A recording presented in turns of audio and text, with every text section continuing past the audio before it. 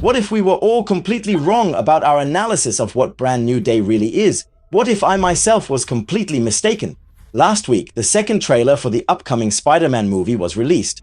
A trailer that made a lot of noise, sparking numerous analyses on the internet, from the evolution of Peter's powers to the return of Hulk, all the way to the real role of all the film's storylines. I myself had a hard time really understanding where the film wanted to go, to the point where I came to the conclusion that this story might not really have a villain, that the villain of the story was actually Peter Parker, except that in reality, I always knew there was something missing from my analysis, that I had missed the detail that would allow me to connect everything, to make the film coherent. So, I dove back into my archives. I watched all the trailers again, second by second, but I also went back over months of leaks and insider reports to try to find that key detail I was missing, the one no one saw, until finally I found it.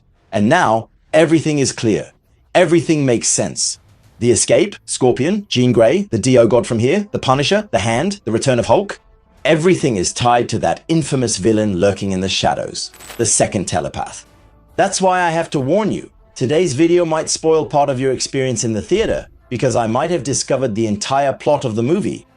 That's why we're entering the spoiler zone, the danger zone. You're with Kevin Bukart, your favorite samurai's favorite theorist. Roll the intro.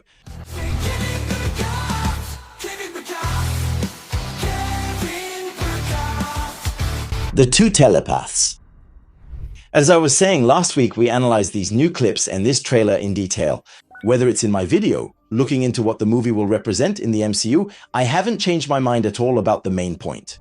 But also in a live stream where we went over every detail again and again. But this movie seems to be hiding a ton of Easter eggs and secrets, which are a real treat for nerds like me. That's why I spent the whole weekend racking my brain, investigating, until I became obsessive like Ned. Spider-Man, Brand New Day seems messy, full of tangled storylines and characters who don't really belong there. Yet Destin Daniel Cretton, Tom Holland and their teams seem to have done an incredible job making it all coherent while packing in lots of comic references. And there's a lot to say. So let's get straight to the main point. This Shadow Force. It's absolutely clear now that Sadie Sink's character is Jean Grey. Yes, Sony and Marvel did everything they could to hide the role of the next MCU star. But Tom Holland says it himself. He's very aware of what's being said online, and he knows that we know. That's why now the promotional team is going to play with that. And it was really funny to see that during the interviews, poor Sadie isn't really allowed to talk. Really like the character, and that's what's great. Who are you?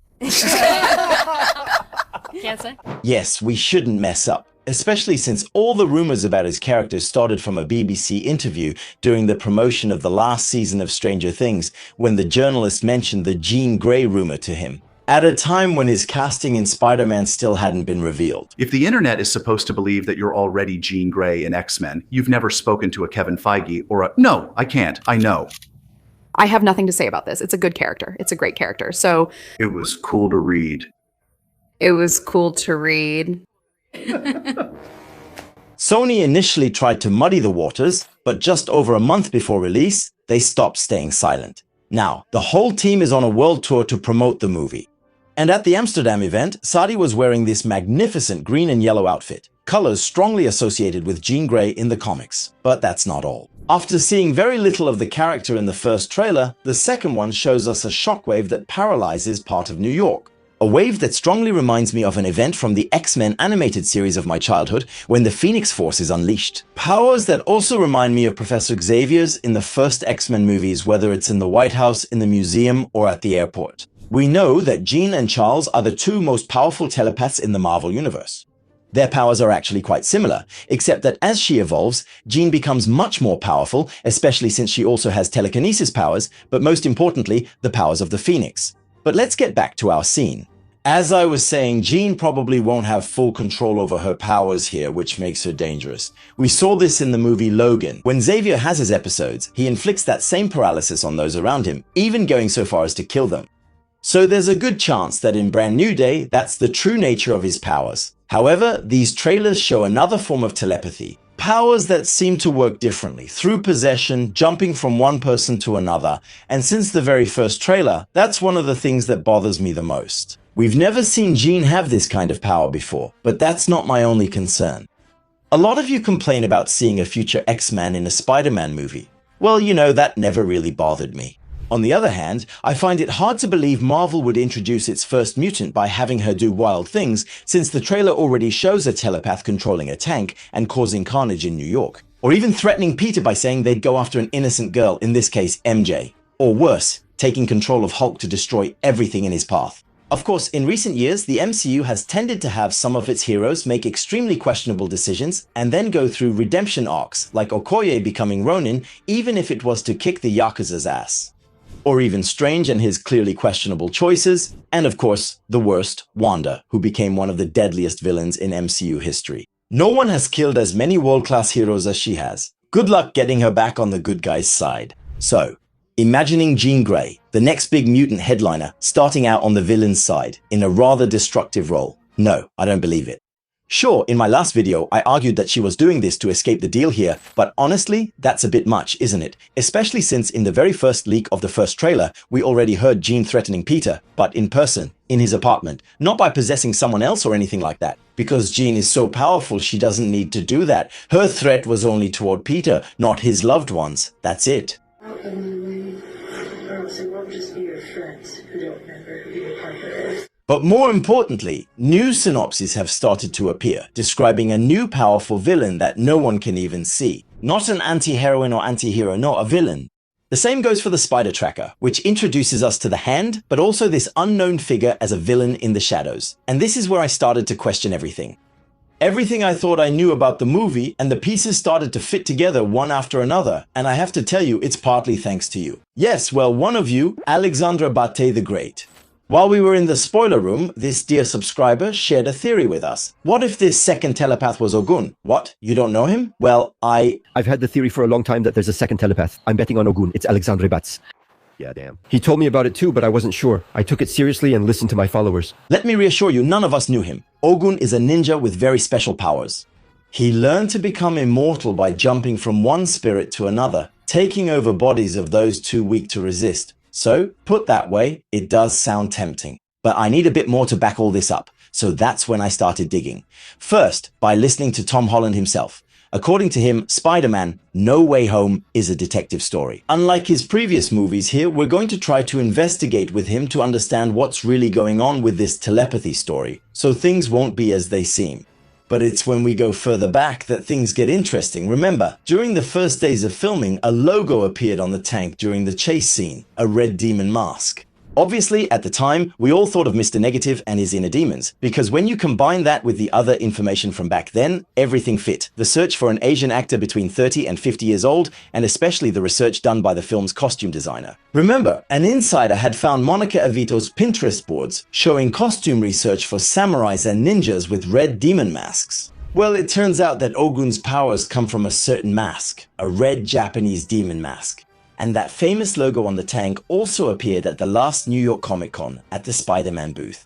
A tag where we can see the word king and a cut-off word ending with N like Ogun. Okay, but then why use such an unknown character as the main villain? Well, because Destin Daniel Cretton and Tom Holland don't seem to be afraid of that. Just look at Boomerang, Tarantula, or even Ramrod, but mainly to avoid giving away the secret of this investigation and making it too obvious. And what makes me think it's possible is that this absolutely unknown character will be in the next Wolverine game alongside the Hand and Jean Grey. Chew. Yes, you heard right. Ogun and the Hand will be side by side in the Wolverine game. And it makes sense, since Ogun was once Wolverine's mentor during his years in Japan. And it's in Wolverine Volume 2, Issue 112 that Jean Grey comes to help Logan exorcise one of the bodies possessed by Ogun and thus defeat him. Well, it's all starting to come together, isn't it? But wait, you haven't seen anything yet. Villains and ninjas. So let's assume that Ogun is the shadow figure in the movie. And now, a lot of scenes make sense. First, the prison scene. Well, I tried to find out which prison it was, because the MCU has shown us many so far. First, we obviously have the Raft, the MCU version. The state prison for extremely dangerous characters in the middle of the ocean, like Red Hulk, the Leader, or Baron Zemo. This is also where Captain's team members were locked up after Civil War. There's also the new damage control prison in the desert, from which Abomination escaped with Wong's help, as well as Trevor Slattery with Wonder Man's help. Well, not a very effective prison so far. Another famous prison in the extended MCU is Seagate, which has housed Jesse Palmer, Trevor Slattery, and even Luke Cage, and that's where he underwent his experiments, by the way. So what do we have left? Well, the New York prisons. We know there are at least two of them. The first is the one where Fisk, the Punisher, Bullseye, and now Matt Murdock and the members of the task force were incarcerated. It's probably Rikers Island, the legendary New York prison. But there's a good chance that another prison for dangerous criminals exists, since we see that Adrian Toomes, the Vulture, and Mac Gargan, the Scorpion, don't have the same uniforms. Theirs are white. And in what appears to be the Scorpion's escape scene, we see that he's still wearing that uniform. So the scene with the hand takes place in one of these two prisons, and the architecture strongly resembles the comic version of The Raft, which in this case is in New York and houses all the city's villains. So I think they're connected to the escape, at least of the Scorpion, maybe even several villains. In the comics, Bendis' Renewal Avengers run opens with a dramatic raft escape used as a diversion. The goal here is to free a prisoner by hiding him among the crowd, and Spider-Man is a bit overwhelmed. I think the hand is in this prison, and that's where things will change, since the latest trailer shows Peter with his original web shooters at the start of the scene, not the modified ones. But moments later, we see him kneeling without his mask or web shooters. He seems to have been completely overwhelmed by the hand, and this is where the other arrives, the entity that takes possession of him, his arachnid side. He then unleashes an impressive organic web attack. And what if the whole plot of the movie was about Ogun, who is looking to take over a new powerful host, like one of the residents of this prison, for example? And that's when he would try to possess Peter, but here Peter resists. At least his arachnid side resists and takes over, and that would be the reason why he's immune. That's how Ogun knows Peter's identity, his secrets, and especially the monster that lies dormant inside him, which explains the scene where he possesses bystanders to threaten MJ. Because since then, he's been watching him, spying on him, and that's probably how his mutation begins. We can also tell he won't escape this fight unscathed, since just before his attack, a single frame shows he was struck in the stomach by a blade. Maybe that's how he'll collapse at home and wake up in a regenerated cocoon. Either that, or because of the Scorpion venom, because it's the second time the other one has taken possession of him. I'm losing my mind. A mutation that will profoundly change him. The new TV spot shows us that now his skin is impenetrable with the needle bending, and his hormones are 50% human and 50% arachnid, so he has to do something. And Bruce Banner will be the solution, both for Ogun and for Peter. The awakening of the monster. We saw it in our previous analysis. The technology on Banner's arm allows him to stay in human form. It's an inhibitor that he improved after his incident in She-Hulk.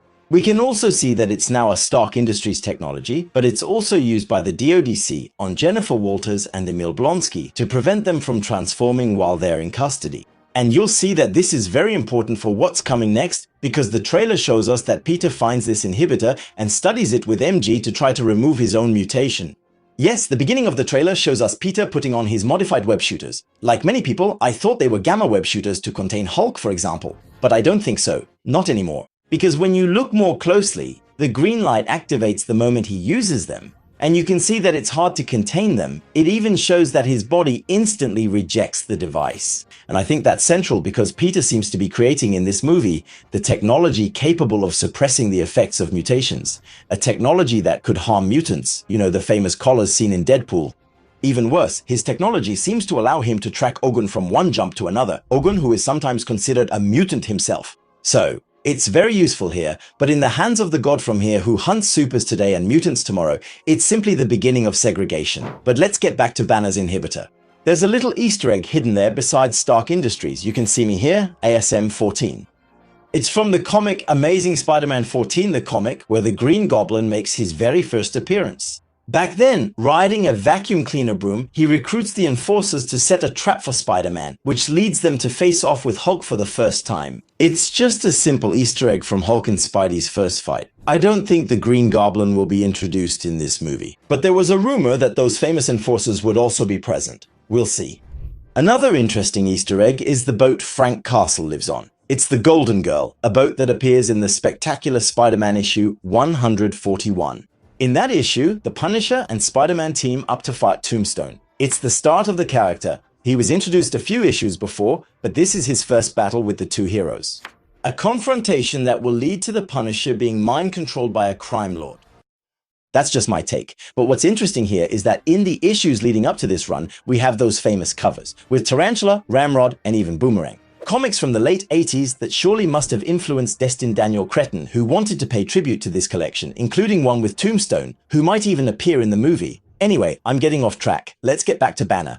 We all wondered if the story about Hulk and Grey was true, and why there was a Grey Hulk.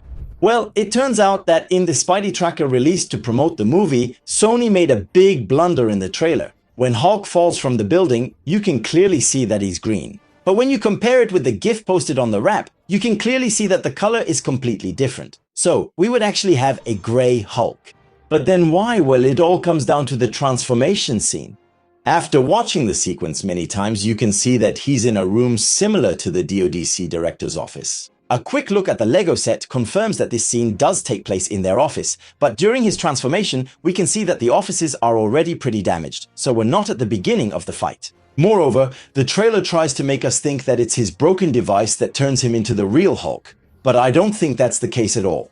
Worse, it might not even be happening at the same time. If you listen closely, you can hear Peter telling Banner that he won't make it, and Banner, with a strange voice, replies, "You're not going to get away with this." But he might, so becoming Hulk is deliberate. I think we're really reaching the core of what's happening in this movie. Yes, Ogun is looking for the perfect host, and who could be more powerful than a Hulk, which would explain why this Hulk is grey. His transformation doesn't unleash the Savage Hulk and his personality, but an alternative version possessed by Ogun. So Peter will have to team up with the Punisher and Jean Grey to defeat him. Because once again, I rewound it quite a bit, and my time to shine. Ello specified more than a year ago that the Punisher would use advanced technology to defeat a possessed Hulk. And this is probably where the scene from the leaked first trailer takes place. The unrevealed one where Peter asks Frank what he's doing there and the Punisher says he's there to save his ass. What are you doing, save your ass? Did you see that? Because in reality, I don't think Peter stands a chance against Hulk. That's what leads us to another report. The one where the Punisher is going to seriously injure Hulk. We know that the DODC has access to some of Stark's advanced technologies. Also, they can restrain Hulks. We saw it with the sonic cannons used against Miss Marvel, as well as the inhibitors. I think Frank will then use an armor equipped with gamma weapons. I think that because a leaked set video showed Banner in human form cared for by firefighters and surrounded by Department of Damage Control agents. And we saw it in Endgame, his injuries, as Hulk also have an impact on his human form. So if he is greatly injured by the Punisher, then his human form will be affected too. He'll likely end up in prison too, just like Sadie. As the story goes on, it becomes clear the movie blames Sadie Singh for crimes tied to a threat no one can see, and one only she can defeat. Just like in the comics, she will have to fight Ogun psychically once Hulk is weakened, but I don't think they'll be able to explain it. And that's how the ending will divide everyone. A pivotal ending. Yes, according to the first feedback and screenings, the movie is absolutely insane. But the ending is divisive, and I think it's because these four characters will find themselves in completely crazy situations. First, as I was saying, I think Banner will end up in prison, badly hurt, his Hulk is back, and his technology will be used against him. Whatever happens, he's been hurt and is now under surveillance. Same for Jean Grey. We barely talked about her descent in this video. Yet, it seems like she steals the show, almost being the main character if we believe the feedback from the screenings. However, if the movie is an investigation, she shouldn't be revealed too early. So I think she'll have a real impact in the third part of the movie, once Frank and Peter are ready to protect her. We know that during the filming, a video shows her being forcefully arrested on a campus by the Department of Damage Control. Afterwards, she seems to be strapped to a stretcher and locked in a van. It's hard to say if all this happens because of her number of shocks at the beginning or at the end of the movie. Whatever happens, at some point she'll be a prisoner of the Department of Damage Control and will have to escape. Because we saw in the Wonder Man series that the Department of Damage Control keeps an eye on everyone they suspect of having powers. This mysterious telepath is likely the perfect chance for them to capture Jean. In short, the movie will, no matter what, connect with Secret Wars in one way or another. And guys, everything suggests that the symbiote will be part of the journey. Because I mentioned it earlier, but now it's obvious. Zendaya is communicating through her clothes and more. For once, Tom Holland isn't spoiling anything. But his new wife, she's having a field day. After openly saying that a Hulk can have several colors, The Hulk is green. I'm not the one saying that, by the way. she said in an interview that the ending would make more than one person cry and that it would break the hearts of many who won't see it coming. There are just so many emotional scenes. Man, this is gonna break people's hearts. They're not gonna see it coming. all while wearing a black dress with a silver spider on it. Cooking, it's good. In short, it seems Spidey dies but returns in the symbiote suit during Secret Wars.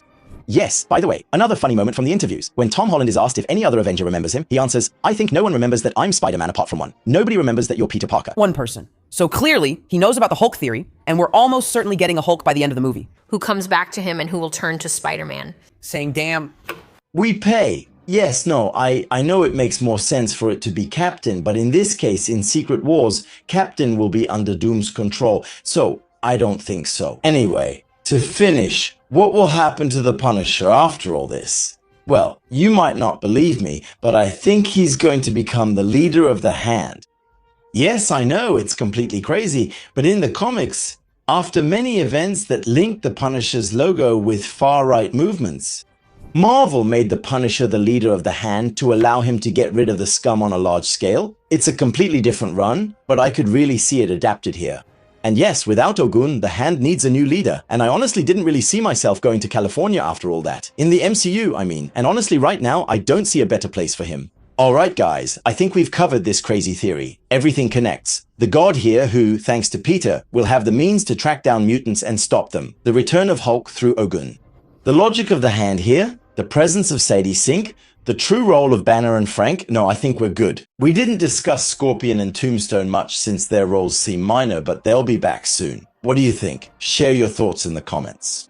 Thanks again to Mahmoud Yahi for sponsoring this video. Remember, you get top AIs in one place for just €10 a month instead of nearly 200 for separate subscriptions. It's French, GDPR compliant, and reliable. The best way to stop being late. The link is in the description and the first comment. If you haven't seen my latest video about the future of Doctor Strange, I'll put it right here for you. It's great. See you next Sunday at 6:30 p.m. Meanwhile, stay curious. That's the secret to happiness. Ciao.